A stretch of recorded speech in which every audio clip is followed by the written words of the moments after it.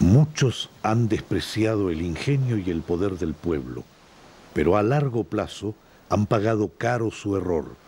Los pueblos siguen la táctica del agua. Las oligarquías, la de los diques que la contienen, encausan y explotan. El agua aprisionada se agita, acumula caudal y presión, pugna por desbordar. Si no lo consigue, trabaja lentamente sobre la fundación, minándola y buscando filtrarse por debajo. Si puede, rodea. Si nada de esto logra, termina por romper el dique y lanzarse en torrente. Son los aluviones. Pero el agua pasa siempre, torrencial y tumultuosamente, cuando la compuerta es impotente para regularla.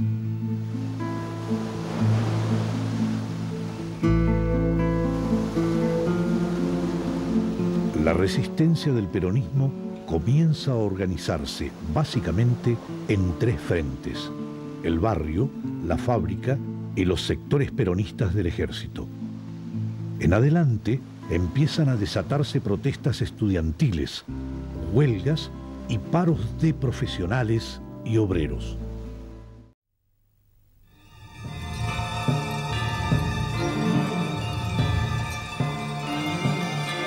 9 de junio de 1956. Los generales de división Juan José Valle y Raúl Tanco ponen en marcha el Movimiento de Recuperación Nacional para enfrentar a la dictadura. El movimiento, compuesto principalmente por suboficiales y obreros, se conecta a su vez con la militancia peronista. Es infiltrado por oficiales adictos al régimen de Aramburu, quienes suministran toda la información al gobierno.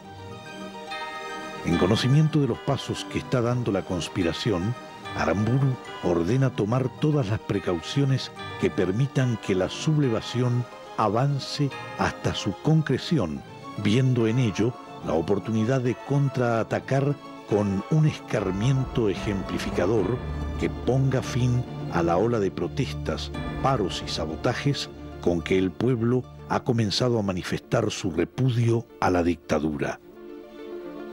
El 9 de junio, los rebeldes al mando de los coroneles Cortines e Ibaceta intentan tomar Campo de Mayo donde eran esperados. La ocupación fracasa. Los coroneles Enrique Verasay, Eduardo Cortines y Ricardo Ibaceta son detenidos. Se convoca un consejo de guerra. A las pocas horas se conoce el fallo. Este consejo ha resuelto que no ha lugar a la pena de muerte. No obstante, por disposición del Poder Ejecutivo, los rebeldes deben ser fusilados, para lo que se suscribe el decreto número 10.364. A las 4 de la mañana del 12 de junio serán fusilados 6 de los 7 oficiales tomados prisioneros.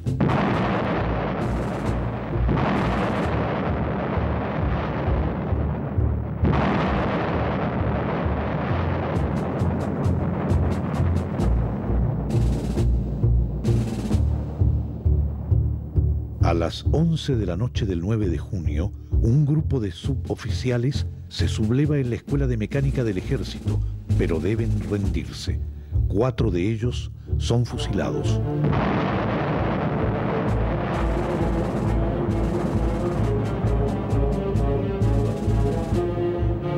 En Avellaneda, la policía sorprende al teniente coronel José Irigoyen con un grupo que pretendía instalar una emisora clandestina. Son fusilados el teniente coronel José Irigoyen, el capitán Jorge Miguel Costales y 3 civiles. En La Plata, los combates toman mayor intensidad. El jefe de la rebelión en esa ciudad es el teniente coronel Oscar Cogorno. En el regimiento séptimo, el capitán Morganti subleva la compañía bajo su mando, pero las fuerzas rebeldes no lograrán su objetivo. Serán fusilados el teniente coronel Cogorno, el teniente de reserva Juan Abadie y 3 civiles.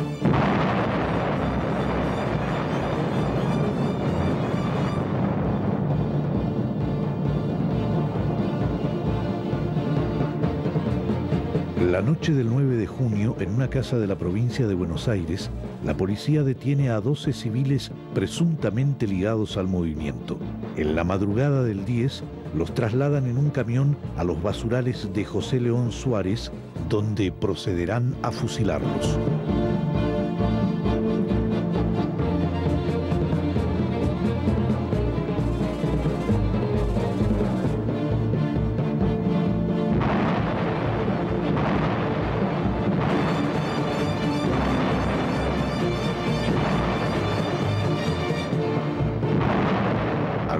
Logran escapar a pesar de haber recibido disparos. A las 0:32 en punto del 10 de junio, la Secretaría de Prensa de la Presidencia había difundido el siguiente comunicado. En nombre del señor Presidente Provisional General Aramburu, se comunica al pueblo de la República que a las 23 del día sábado 9 se produjeron levantamientos militares en algunas unidades de la provincia de Buenos Aires. La rebelión ha sido sofocada. Se ha decretado el imperio de la ley marcial en todo el territorio de la República. A las 24 horas del 9 de junio de 1956, no regía la ley marcial en ningún punto del territorio de la nación. No obstante, la pena de muerte ya la habían aplicado contra quienes habían sido detenidos antes de su vigencia. El movimiento había fracasado. El general Tanco y un grupo de militares que participaron en la rebelión lograron asilarse en la embajada de Haití. La residencia diplomática fue asaltada, obedeciendo órdenes de Aramburu, por un general del ejército y un grupo de comandos civiles. Tras insultar a la esposa del embajador, secuestraron a los refugiados. Al día siguiente, se vieron obligados a liberarlos debido a las protestas presentadas por el embajador haitiano. Tras la dispersión del Estado Mayor Revolucionario, el general Valle, ante la propuesta del gobierno de que si él aparecía se pondría fin a los fusilamientos, decide entregarse. A las 14 horas del 12 de junio, Valle ingresa a la Penitenciaría Nacional. A las 20 llaman a sus familiares para que se presenten en la penitenciaría porque el general sería fusilado a las 22. Su hija Susana, de 18 años, se dirige a la residencia de Olivos a implorar un indulto a Aramburu. El general descansa y no quiere ser molestado, fue la respuesta de la guardia. El 12 de junio, el general Valle es fusilado en la penitenciaría.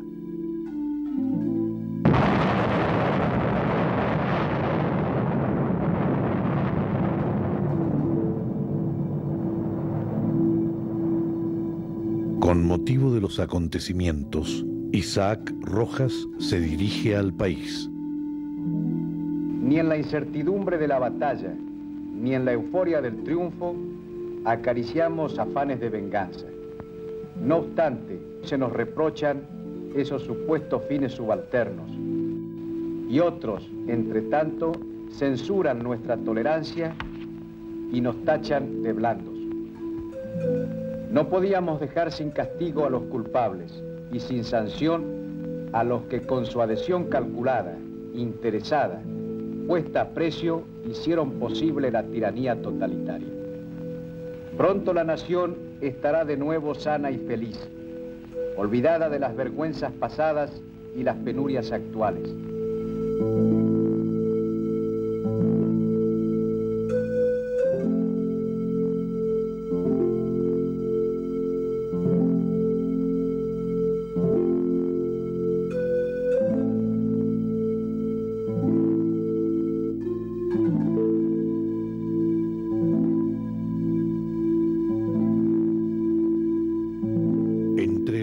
El 12 de junio fueron asesinados los militares general de división Juan José Valle, coronel Eduardo Alcibíades Cortines, coronel Rodrigo Santiago Ibaceta, teniente coronel Oscar Lorenzo Cogorno, Teniente Coronel José Albino Irigoyen, Capitán Jorge Miguel Costales, Capitán Néstor Dardo Cano, Capitán Eloy Luis Caro, Teniente Primero Jorge Leopoldo Noriega, Teniente Primero Néstor Marcelo Videla, Subteniente Alberto Juan Abadie, Suboficial Principal Miguel Ángel Paolini, Suboficial Principal Ernesto Gareca, Sargento Ayudante Isauro Costa, Sargento Hugo Eladio Quiroga, Sargento Luciano Isaías Rojas, Sargento Luis Puñetti, Cabo Músico José Miguel Rodríguez, y los civiles Clemente Braulio Ros, Norberto Ros, escribanos, Osvaldo Alberto Alvedro, Dante Hipólito Lugo, Miguel Ángel Mauriño, Rolando Zaneta, Ramón Raúl Videla, Carlos Irigoyen, Mario Brión y Carlos Alberto Lizazo, de 21 años, empleados, Nicolás Carranza y Francisco Garibotti, ferroviarios, y Vicente Rodríguez, obrero portuario. Horas antes de su fusilamiento, el general Valle le envió a Pedro Eugenio Aramburu esta carta. Dentro de pocas horas, usted tendrá la satisfacción de haberme asesinado. Debo a mi patria la declaración fidedigna de los acontecimientos. Declaro que un grupo de marinos y militares, movidos por ustedes mismos, son los únicos responsables de lo acaecido.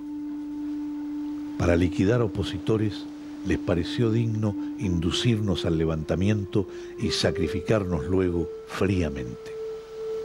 Nos faltó astucia o perversidad para adivinar la treta. Así se explica que nos esperaran en los cuarteles, apuntándonos con las ametralladoras, que avanzaran los tanques de ustedes aún antes de estallar el movimiento, que capitanearan tropas de represión algunos oficiales comprometidos en nuestra revolución. Con fusilarme a mí bastaba, pero no.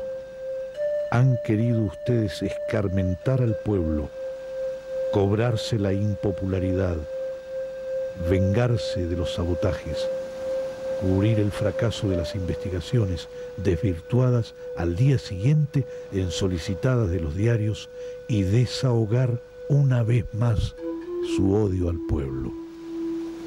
De aquí esta inconcebible y monstruosa ola de asesinatos. Entre mi suerte y la de ustedes me quedo con la mía. Mi esposa y mi hija verán en mí un idealista sacrificado por la causa del pueblo. Las mujeres de ustedes, hasta ellas, verán asomárseles por los ojos sus almas de asesinos. Aunque vivan 100 años, sus víctimas les seguirán a cualquier lugar del mundo donde pretendan esconderse, porque ningún derecho, ni natural ni divino, justificará jamás tantas ejecuciones. La palabra monstruos brota incontenida de cada argentino a cada paso que da. Conservo toda mi serenidad ante la muerte. Nuestro levantamiento es una expresión más de la indignación incontenible de la inmensa mayoría del pueblo argentino esclavizado. Dirán de nuestro movimiento que era totalitario o comunista y que programábamos matanzas en masa. Mienten. En las guarniciones tomadas no sacrificamos un solo hombre de ustedes, porque no tenemos alma de verdugos. Solo buscábamos la justicia y la libertad del 95% de los argentinos amordazados, sin prensa, sin partido político, sin garantías constitucionales, sin derecho obrero, sin nada. No defendemos la causa de ningún hombre, de ningún partido. Nosotros defendemos al pueblo al que ustedes le están imponiendo el libertinaje de una minoría oligárquica. Todo el mundo sabe que la crueldad en los castigos la dicta el odio, solo el odio de clases o el miedo. Como tienen ustedes los días contados, para librarse del propio terror, siembran terror. pero no taparán con mentiras la dramática realidad argentina, por más que tengan toda la prensa del país alineada al servicio de ustedes. Como cristiano, me presento ante Dios perdonando a mis asesinos, y como argentino derramo mi sangre por la causa del pueblo humilde, por la justicia y la libertad de todos, no solo de minorías privilegiadas. Espero que el pueblo conocerá un día esta carta y la proclama revolucionaria en las que quedan nuestros ideales en forma intergiversable. Así nadie podrá ser embaucado por el cúmulo de mentiras contradictorias y ridículas con que el gobierno trata de cohonestar esta ola de matanzas y lavarse las manos sucias en sangre. Ruego a Dios que mi sangre sirva para unir a los argentinos. ¡Viva la patria! Juan José Valle, Buenos Aires, 12 de junio de 1956.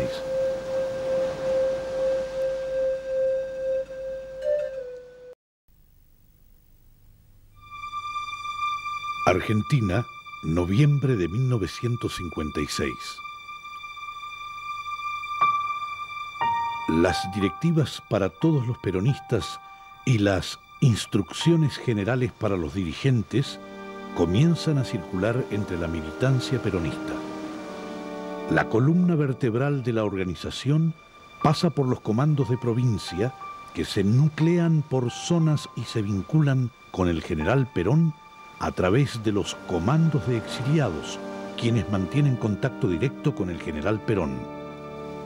Sin embargo, Perón considera necesario que en la capital federal funcione un comando general y, para organizarlo, designa a John William Cook como su delegado personal, quien se encuentra preso en el sur. Cook había sido diputado por el peronismo en 1946. Brillante en sus intervenciones parlamentarias, concluyó su período en 1952. En octubre de 1955 fue apresado y luego trasladado a diversas cárceles donde continuó siendo el eje central de la resistencia peronista. Los partidos políticos no resuelven la postura a adoptar frente al peronismo, lo que les provoca divisiones internas. La Unión Cívica Radical se divide en dos frentes: la Unión Cívica Radical del Pueblo, conducida por Ricardo Balbín, fuertemente antiperonista, y la Unión Cívica Radical Intransigente, liderada por Frondizi, quien anhela un pacto con Perón que le permita llegar al poder a través del aluvión proscripto del voto peronista. Aramburu anuncia elecciones presidenciales para el 23 de febrero de 1958. 1957. El 18 de marzo, John William Cook, Héctor Cámpora, quien fuera presidente de la Cámara de Diputados, el empresario Jorge Antonio y otros peronistas que se hallaban presos en la cárcel de Ushuaia logran escapar a Chile. Allí instalan una radio clandestina desde donde emiten fragmentos de discursos del general, proclamas y consignas que fortalecen la resistencia del pueblo. Las emisiones comienzan diciendo: aquí Radio Justicialista, desde algún lugar de la patria. En las circunstancias actuales es preciso que todo el movimiento se movilice y se incorpore a la acción. La conducta es bien simple y el deber bien claro: que cada peronista, en todo momento y en todo lugar, haga más de lo preciso por la liberación de la patria y de su pueblo. Los peronistas han de hacerse a la idea de que son ellos, y solamente ellos, los que han de poner el esfuerzo y, si es preciso, el sacrificio. La peor de todas las actitudes es permanecer inactivo cuando el destino del país está en juego. Hay 13.000 presos políticos sin proceso y 150.000 delegados sindicales peronistas expulsados de sus puestos. En agosto, el gobierno llama a un congreso para normalizar la CGT. Al ver que la mayoría de los congresales era peronista, el Congreso se rompe, pero de ahí emerge el nucleamiento más poderoso del movimiento obrero, las 62 organizaciones peronistas en oposición a otras tendencias sindicales. Un oleaje de huelgas, paros y movilizaciones conmociona al país. Se producen enfrentamientos con las fuerzas represoras, con saldos trágicos como en Tafí Viejo, donde hay cientos de heridos y varios muertos, entre ellos Miguel Figueredo, de 14 años.